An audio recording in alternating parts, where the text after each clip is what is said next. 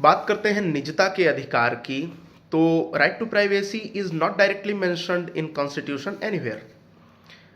अब ध्यान देने की बात है कि निजता का अधिकार जब संविधान में नहीं है, फिर भी निजता का अधिकार आपका मौलिक अधिकार है। Right to privacy is a fundamental right.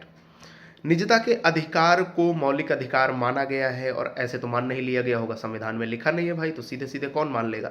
तो आपको ध्यान होगा कि संविधान की व्याख्या करने का अधिकार और कार्य दोनों किसका है? आपके माननीय सर्वोच्च न्यायालय का।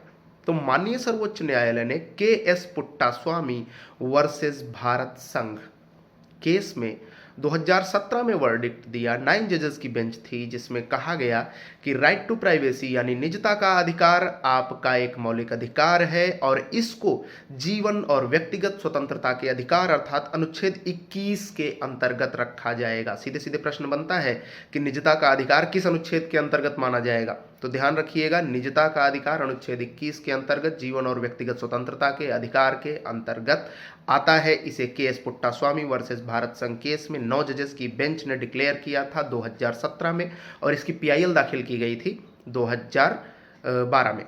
ठीक है, तो इन तथ्यों को ध्यान रखिएगा तो आपके प्रश्न गलत नहीं होंगे।